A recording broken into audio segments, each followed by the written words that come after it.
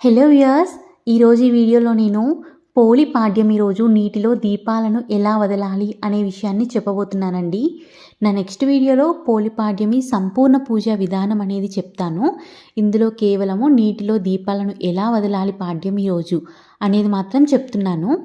ముందుగా మనం ఎక్కడైతే పూజ చేసుకొని ఎక్కడైతే నీళ్ళల్లో దీపాలను వదలాలి అనుకుంటున్నామో ఆ ప్లేస్లో మనము ఇది ఎందుకంటే నదిలో దీపాలని వదలాలండి.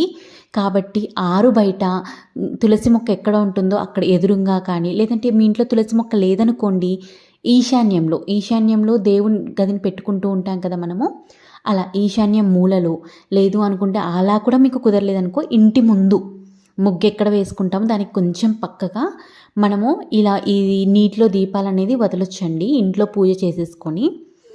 అయితే మనం ఎక్కడైతే నీళ్ళల్లో దీపాలను వదలాలనుకుంటున్నామో ఆ ప్లేస్లో కొద్దిగా పసుపుతో అలికేసి ముగ్గు వేసేసి, పద్మం ముగ్గు అయితే మరీ మంచిదండి, దాని మీద కొద్దిగా పసుపు కుంకుమలు అనేవి పెట్టి దానిపైన మనం ఎందులో అయితే ఒక తాంబూలం ఇలా రాగి కానీ ఇత్తడి కానీ ఏదైనా సరే, ఒక ప్లాస్టిక్ టబ్ అయినా సరే ఇలా పెట్టేసుకొని సిద్ధం చేసుకొని ఆ టబ్బు నిండా దాన్నే ఈరోజు మనం నదిగా గంగమ్మగా భావించి పసుపు కుంకుమలతో అలంకరించి అందులో నిండుగా లేదంటే 30 వరకైనా నీళ్లు పోసి వాటిలో కొద్దిగా పసుపు కుంకుమ అక్షింతలు వేసి, కావాలనుకుంటే పువ్వులు, లేదు అనుకుంటే ఒక్క పువ్వైనా కానీ సరిపోతుంది.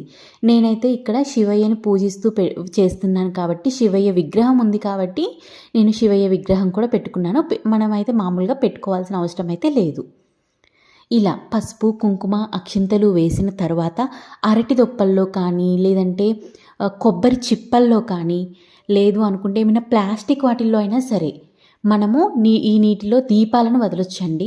అయితే అరటి దొప్పలైతే మంచిది అంటారు.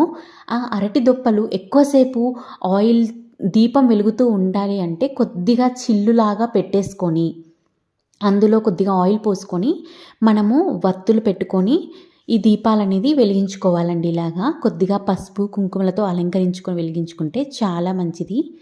అయితే మీరు గంగమ్మకు కూడా వదులుతున్నాం కాబట్టి, అంటే నెల రోజులు కూడా గంగమ్మకి పూజ చేయలేని వాళ్ళు ఎవరైతే ఉంటారో వాళ్ళు ఇంకొక 2 వత్తులు ఎక్స్ట్రాగా వేసుకోవాలన్నమాట. పోలిపాడ్యమి రోజు ముఖ్యంగా, అంటే నెల రోజులు పూజ చేయలేం కుదరదు కదండి. పీరియడ్స్ వచ్చినప్పుడు మనం అలా గ్యాప్ ఇస్తూ ఉంటాం కదా, అలా మనము ఈ 30 రోజులు కూడా 30 రోజులకి కలిపి మనము, అంటే 31 రోజులు ఉంటాయి కదా నెలలో కరెక్ట్గా, సో 31 రోజులకి కలిపి మనం 31 వత్తుల్ని చేసుకొని అవి అలాగే గంగమ్మకి ఒక 2 వత్తులు, ఇలా 33 వత్తులు చేసుకొని మనం పెట్టుకొని ఒకటే దీపాన్ని అలా పెట్టుకొని వదలొచ్చండి.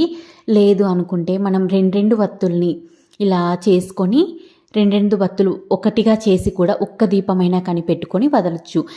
ముఖ్యంగా అయితే అందరూ కూడా నెల రోజులకి గాను 31 వత్తులు, అలాగే గంగమ్మకి 2 వత్తులు, అలాగే ఏ పూజకైనా కూడా మనము వినాయకుడితో పూజ ప్రారంభిస్తాం కాబట్టి వినాయకుడికి ఇంకొక 2 వత్తులు, ఇలా 35 వత్తులు కలిపి వెలిగించుకుంటారండి. అలా వెలిగించుకొని తర్వాత మనకి కావాలి అనుకుంటే ఇలా 2 వత్తులు కలుపుకొని ఇంకొక వత్తిగా చేసుకొని ఇంకొక దాంట్లో ఇంకొక అరటి దొప్ప కానీ కొబ్బరి చిప్పలో కానీ ఇలా మనం దీపాలు అనేది వదులుకోవాలి.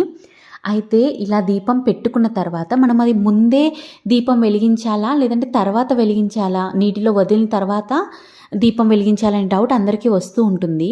అయితే మనం ముందుగానే ఆ దీపాలు అనేవి వెలిగించుకొని ఒక ప్లేట్లో, ఆ తర్వాత వాటిపైన కొద్దిగా పసుపు కుంకుమ అక్షింతలు పువ్వులు చల్లి ఆ తర్వాత ఆ వెలుగుతున్న దీపాలను మనము ఈ పోలిపాడ్యమి వ్రత కథ ఉంటుందండి, అది చదువుకుంటూ కానీ లేదంటే మంత్రం చదువుకుంటూ కానీ ఆ నీళ్ళలో వదులుతూ 3 సార్లు ఇలా ముందుకు నెడుతూ ఉండాలన్నమాట. మనం నదిలో దీపాలు నెట్టినప్పుడు ఆ దీపం ముందుకు వెళ్తూ ఉంటుంది కదా, సాక్షాత్తు ఇప్పుడు మనం ఈ వదిలే నీటిని కూడా గంగమ్మగా భావిస్తూ మనము అలా దీపాలను వదలాలి.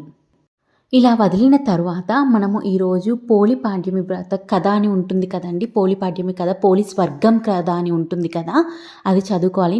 నేను నెక్స్ట్ వీడియోలో ఆ కథను అనేది నేను చెప్తానండి. ఒకవేళ చదవడం రాని వాళ్ళు ఆ వీడియో వింటూ కూడా ఇలా దీపాలను వదలొచ్చు, పూజ అనేది చేసుకోవచ్చు. ఈ వీడియో మీకు నచ్చితే లైక్ చేయండి, ఇంకా ఎవరికైనా యూజ్ అవుతుంది అనుకుంటే షేర్ చేయండి.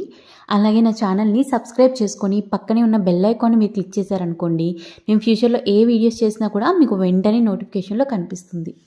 Thank you so much.